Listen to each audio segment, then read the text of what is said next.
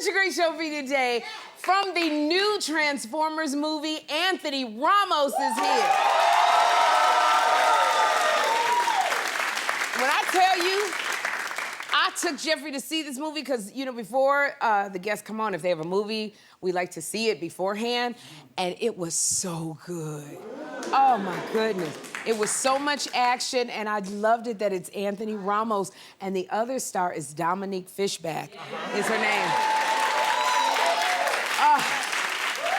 And she's on that new show, Swarm. And it's just so, it's like, I felt like I was watching a movie for the culture. It just, you know, so many Brooklyn references and things going on in there, and I loved it. And I heard Pete Davidson's voice in there as one of the new Transformers. So it was, yes, it was so good. Jeffrey was the one to say, he said, "Is that Pete Davidson?" And I said, "Yeah." So I'm so excited that Anthony Ramos is here to talk about the movie. Plus, Regina DeChico is in my Laugh Lounge. Man, good morning, John. Good morning. Listen, I love when you can make things happen for people. You were guest hosting at The View about a year or so ago, and Regina does warm up at The View. Right. And you came and said, "I have somebody for our Laugh Lounge. We got to get her on." And so she's here today. She's here. I'm glad for Regina. Because a lot of times you don't get to see who makes the audience happy and who warms up the audience. And so I'm glad Regina is here. I have to say, I love when I get to catch up with old friends who come to the show. And I have to say, I had such a good time with Vivica A. Fox yesterday. When I tell you, oh my goodness. Vivica and I sat and talked like we were having a girls' chat. It was just like being with your bestie. And Vivica, I love her so much. I've known Vivica for a long time in this business, and she was so open and forthcoming. You can ask Vivica anything, she will answer you. So I decided to ask her about her ex 50 Cent. But Vivica calls him by his first name, which is Curtis. And when I asked her, she did not hold back. Take a look. Y'all remember when 50 and Vivica was dating? Y'all were dating. 13 years ago. 13 years ago. Okay. And I remember it was some kind of award ceremony. You was on stage and your body was popping. And I remember Curtis, like, he was in love with you, girl. Would you ever think about getting back together with Mr. Curtis Jackson if he came? Instead? Well, Ben and Jen did it again. Why not? Let me tell you something. If you could see Vivica's eyes, she got the shakes on the couch. And you know, Vivica had that little tinkle in her eye, like, Vivica remembered that tingle. You know that? She remembered that tingle, that you know that? You know, there's the thing, you always know, there's that one, clap if you ever had that one that you know wasn't no good for you, but you just keep thinking about it. Yes. That's that one, you know, that one you had that when you think about it, you just gotta just close your eyes, because it was just, they don't leave your soul. And it's just that one that every time you think about it, you know it ain't no good, but boy, you smile at the stuff, the shenanigans y'all got into. And I remember I had one guy like that. It was that one that you just know you can't never go back to. You done weaned yourself. You done weaned them out of your spirit. You done put them over here. But every once in a while, they come back into mind. Every once in a while. And a lot of times doing stand-up on the road, you know, once you get back from making the audience laugh, you're back in your hotel room, you're by yourself. That's when you're by yourself and you get, what's that song? You get a little lonely sometimes. And I remember sitting in my hotel room and I was like, I wonder what he doing. And that's, as soon as that thought come into your head, I wonder what he do. That's when you're supposed to run. That's when you're supposed to run. And I kept looking at that cell phone. I was looking at that cell phone. And I don't know how it happened. I have no idea how it happened, but all of a sudden I FaceTime and I was like, well, maybe he not gonna answer. And there was a face popped up and I went, ooh, just. You know when they answer that phone and they're like, hello. And I was like, oh my gosh, I gotta run. If I don't run, I'm going straight to hell. I gotta run. But I have to say, looking at, and I guess y'all wanna know what happened next. Do tell. You can't be leaving it. You know what? I said, the angel came in and sat on my shoulder. I said, you know what? It's somebody at the door. I gotta call you back. And I hung up that phone. I'm telling you, when it be that good, I hung up that phone and I was sliding on. I was just like, thank you, Lord.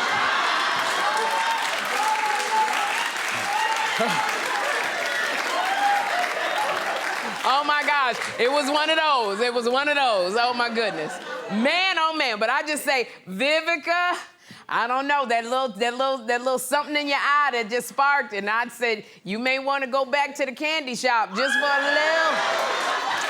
little something. Oh man, now y'all, I gotta. I'm rushing a little bit because as soon as this show is over, I have got to rush out of here because my baby is going to his prom tonight, and so.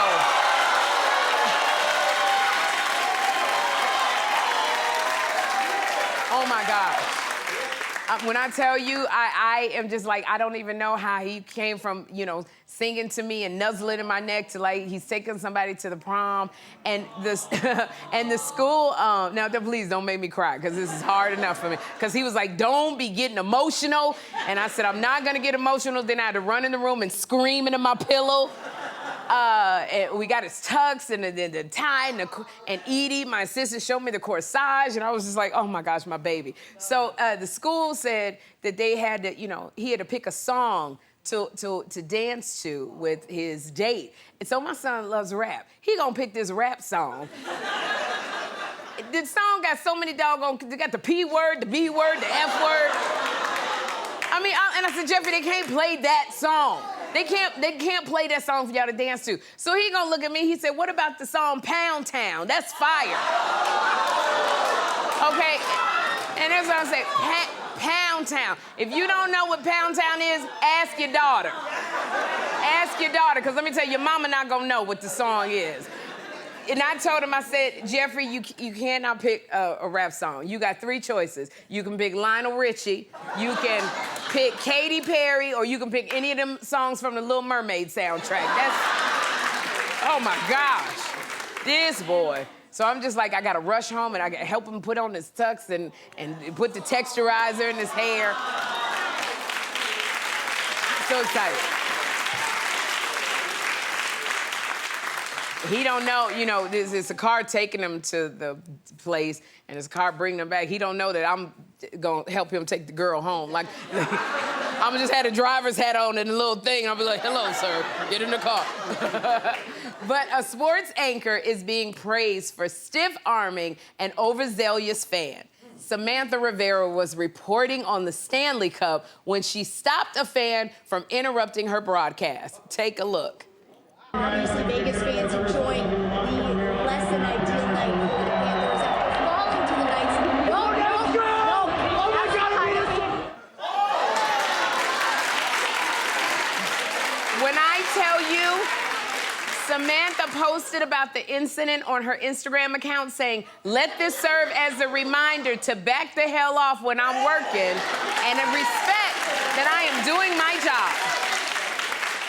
I love this because when I first saw this, I said, Samantha gotta be from Brooklyn or the Bronx. This girl right here.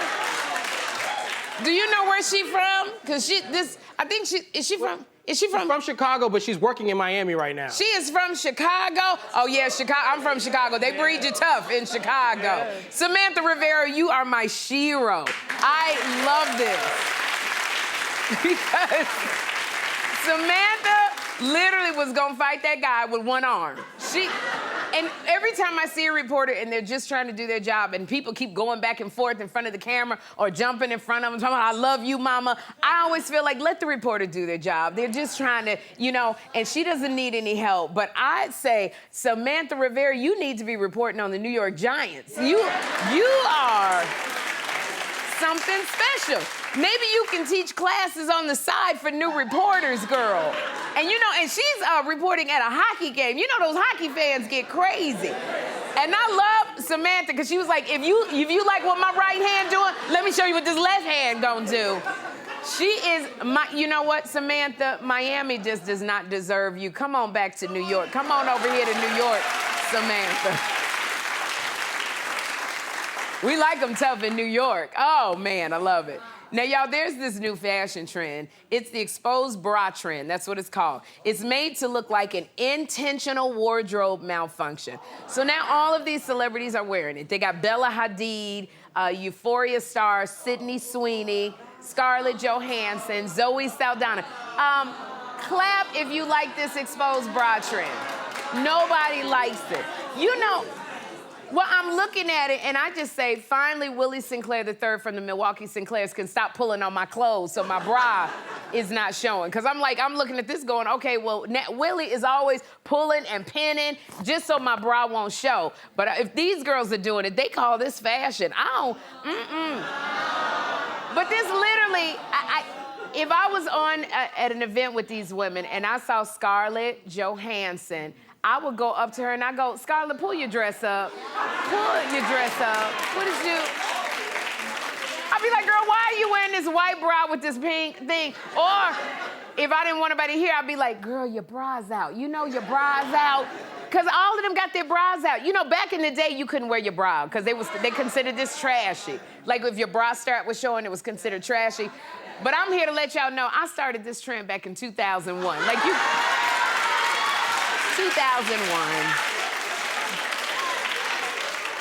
I'm going, look, this is, and all these fashions are nothing new. So all those people who was making those comments on the tabloids, like, nah, I started it.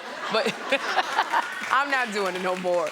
Now, y'all, Access Hollywood's entertainment reporter, Emily Orozco, she was here the other day, and she talked about this trend, and it's called Barefoot Boy Summer, which is so gross because all of these celebrities are walking around with no shoes on their feet. And literally, I was looking at it, and I was like, this is so disgusting that y'all was walking around with no shoes on. It's so, I don't even want to say it's country. That's trashy. But if you figure out what you're walking around in, it's so nasty. I was in Times Square with Jeffrey this weekend, and we was sidestepping poop. It was like stuff on the ground. It was all kinds of gum. It was cigarette butts. It's stuff spilled from a cup. And when we got to the house, I made Jeffrey, and we took off our shoes, and we left them right outside at the door. Because there's so much stuff on the street, and y'all want to walk on the street and put your feet in it. And so I was like really disgusted until Marco showed his pretty feet. I gotta give a shout out to Marco.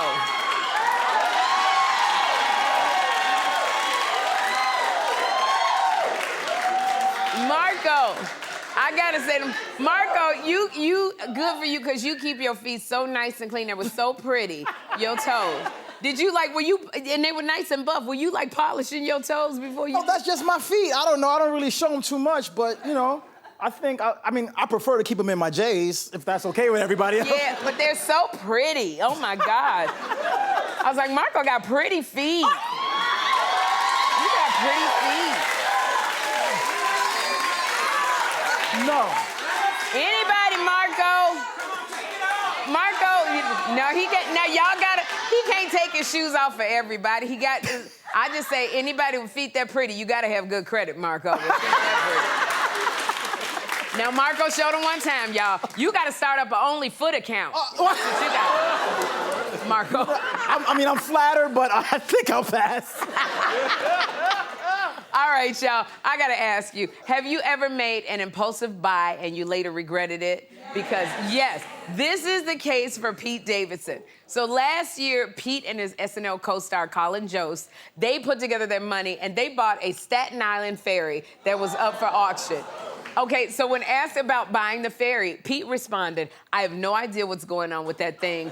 Me and Colin were very stoned and bought a ferry.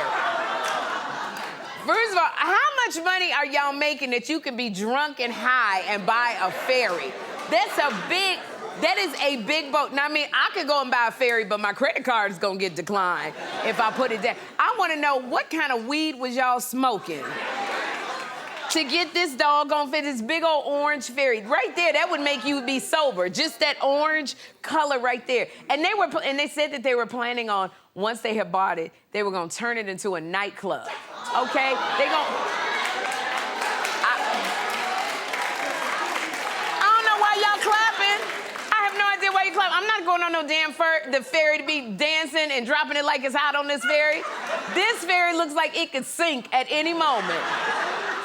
I look at Pete Davidson and I go, you don't know what to do with your money, Pete Davidson. You buying a ferry. If you're trying to impress people, don't buy the Staten Island Ferry. Buy a yacht. That is what will impress a woman. Do you understand if you showed up on your date in that big old Staten Island Ferry, wanting to wine and dine somebody, the thing looked like it don't even work. They put that...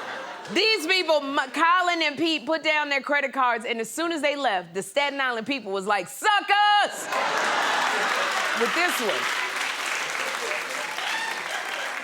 Oh my gosh, I always get buyer's remorse, but it ain't nothing as big as a Staten Island doggone ferry. I mean, I wanted to return things. I wanted to return husbands, but not no daggone ferry.